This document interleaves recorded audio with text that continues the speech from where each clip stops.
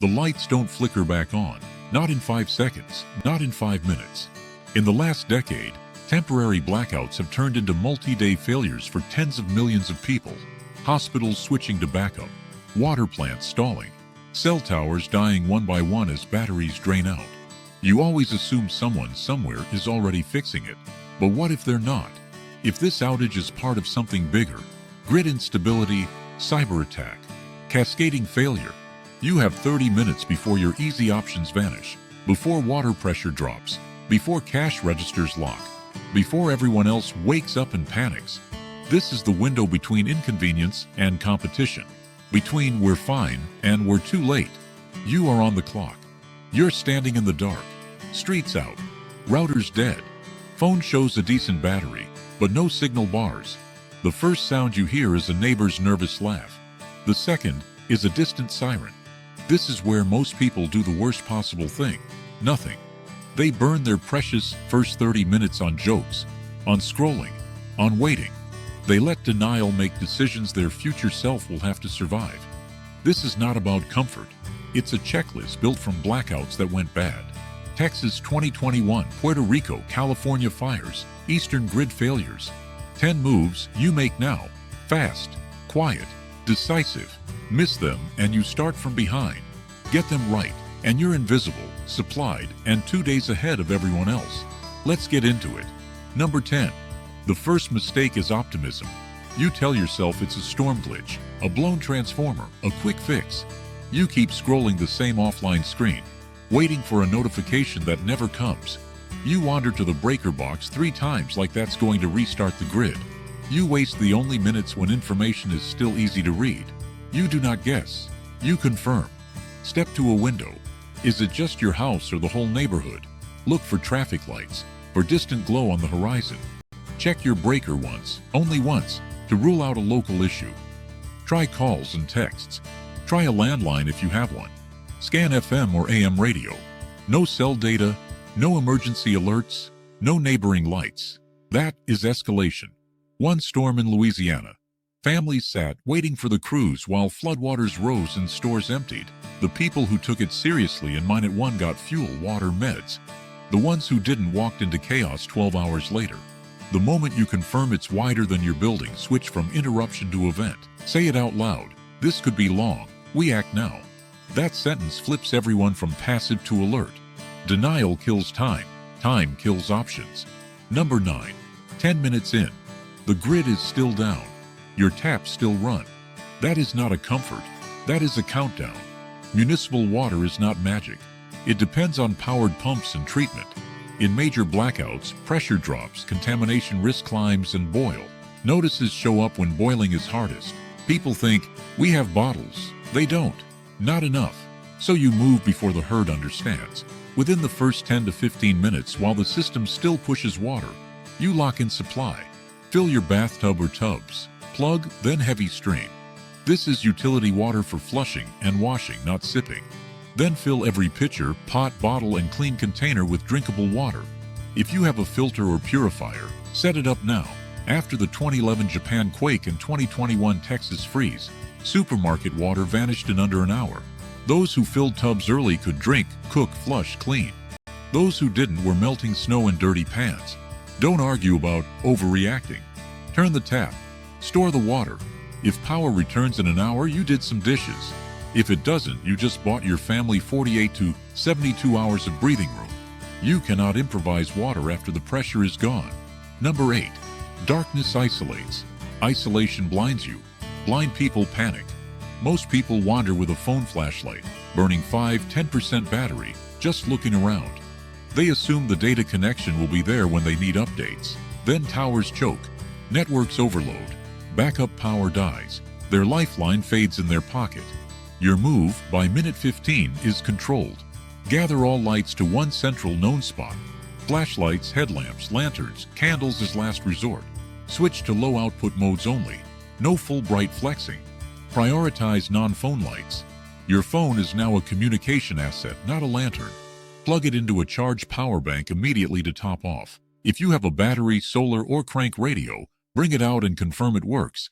Scan for the first official hints. Widespread outage. Unknown restoration time. Those words tell you this is serious. In extended outages, people drain phones in the first hour streaming, filming, scrolling. 12 hours later, they can't call 911 or check routes. Don't be one of them. Remember this rule. Light is vision. Comms are intelligence. Intelligence is safety. Capture all three early. Guard them. Number 7. Your refrigerator just became a slow fuse bomb for food waste and maybe food poisoning. It looks harmless, humming with leftover cold.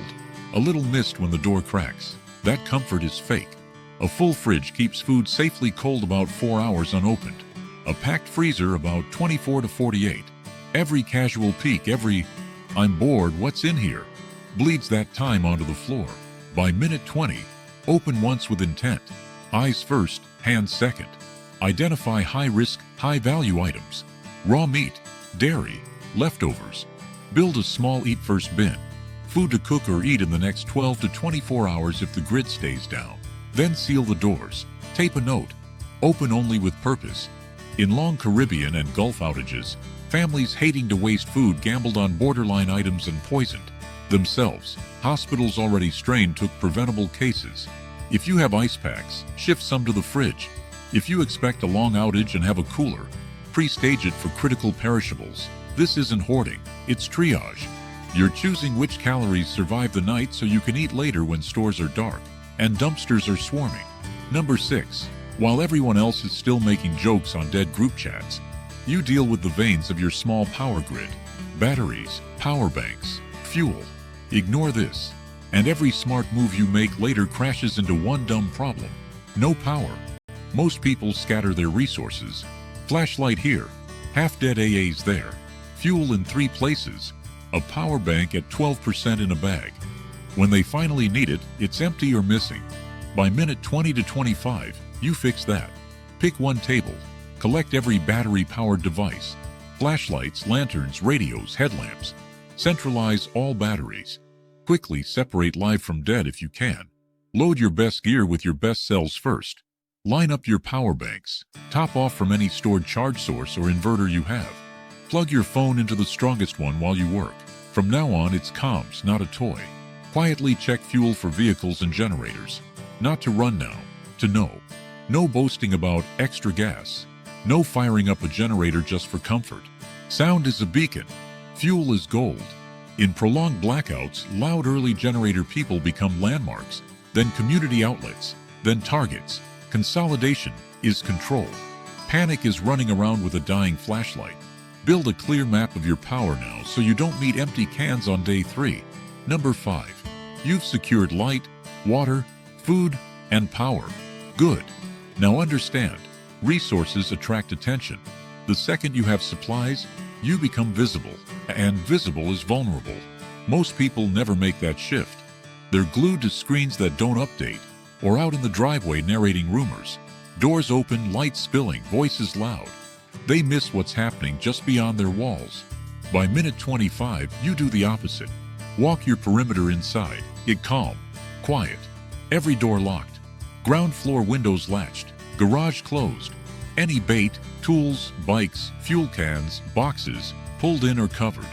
You're not fortifying for war. You're erasing opportunity. Next, choke the light leak. Close curtains and blinds before full dark. Any light you run later stays low and shielded. From outside, your home should read like every other powerless box. Nothing special. If it's safe, step out once for a slow 360. How far does the blackout reach? Traffic lights dead. Gas station dark. Sirens repeating. Any smoke, visible hazards, or official vehicles moving with purpose. Or nothing at all? Clock your neighbors. Who's calm? Who's pacing? Who's wide open and careless? In major outages, early theft starts when it's clear power isn't snapping back and some houses look loose and stocked. You are not playing soldier. You are simply not advertising. A calm, secured, low-profile home is far less likely to be tested than the house with open doors and shouting in the driveway. Number 4. Darkness equalizes until someone punches a hole in it. One glowing window on a dead street. A generator roaring through the quiet. A family grilling a mountain of meat like it's a party. Instantly, everyone knows where the supplies are. That's the mistake. Broadcasting. People blast lights. Run generators non-stop. Cook big aromatic meals. They turn their advantage into a signal flare. Supplies here. First it draws borrow a little neighbors. Later it draws everyone else. Your move is low profile. As night approaches, drop to 1 or 2 dim shielded lights. No bright windows. Use blankets or blackout curtains to trap the glow. If you must run a generator, run it sparingly, ideally daytime. Chain it. Lock it. Keep it away from windows. Use it for essentials only. Then shut it down. Cook discreetly. Lids on. Small batches. Minimal smoke and smell when others are hungry. After storms and urban outages, generator theft and borrow requests spike. The loudest, brightest house becomes the neighborhood power bank, by guilt or by force. Compassion matters, but unfiltered visibility turns you into infrastructure for people who wasted their 30 minutes. First, stabilize your own. Then help selectively and strategically. In a real crisis, survival isn't performance, it's discretion. Number 3, past the 20-minute mark. You think you've handled the obvious. Lights under control, water stored, food set, fuel counted. Here's what quietly ends people now. Missed meds, minor injuries, and lost IDs when systems are down. In every prolonged outage there are diabetics without insulin, asthmatics without inhalers, kids with infected cuts because no one sanitized a scrape on day 1, people trying to get aid or pass checkpoints without proof of who they are. None of it looks urgent at first. All of it turns brutal later. So you fix it. Gather all prescription meds to a single known location. Check quantities. Prioritize life-critical drugs and give cooled meds the best cold you have left. Make sure everyone knows where this stash is. Stage a real first aid kit. Bandages, antiseptics, painkillers, gloves, basic tools. One spot. Easy to grab when someone is bleeding or burned. Pull critical documents. IDs, passports, insurance cards. Key contacts written on paper, some cash. Seal them in a waterproof folder or bag, ready to go. In blackouts with evacuations, people waste life-saving minutes tearing through drawers by phone light. This step is boring, undramatic. That's why they skip it. That's why it's lethal. You are not skipping it. Number 2, you keep swiping at a dead signal like it's going to apologize and reconnect. It won't. That empty bar at the top of your screen is not a glitch. It's a warning. You've shoved navigation, contacts, emergency info, even your flashlight into that one device. In a wide outage, towers fail in layers. Charging is finite. Networks clog with half-delivered calls. Your lifeline becomes a brick right when you need it. So while your phone still has power, you move. Screenshot key info, offline maps of your area, critical addresses, emergency numbers, nearest hospitals and fire stations. Write essential contacts on paper. No battery required.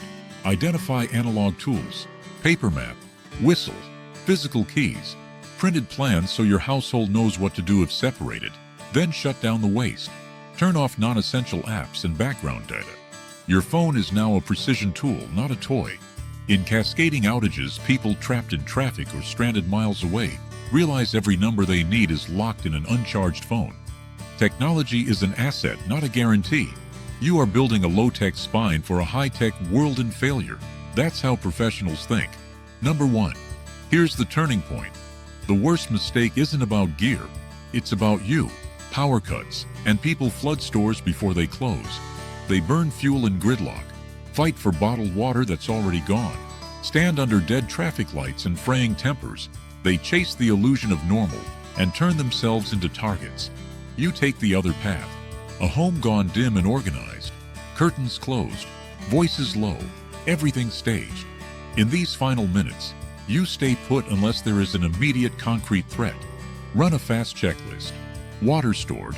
Lights staged. Food triaged. Batteries and fuel counted. Meds and documents consolidated. Perimeter secured. Intel gathered. Brief your household. Who sleeps where? Who controls lights? How to ration devices? How to answer the door. Set the rule. No one posts your supplies. No one announces what you have. Survival isn't loud. It's controlled.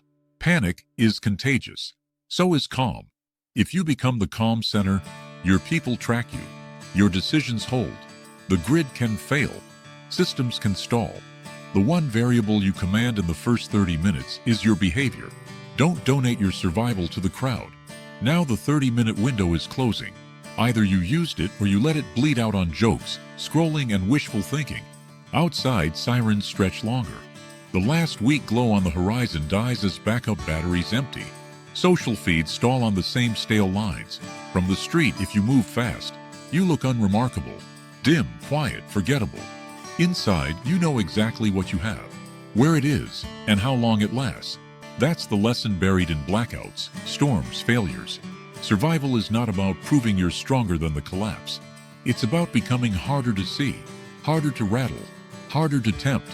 When the power fails, your real power is discipline under uncertainty. 30 minutes, 10 decisions.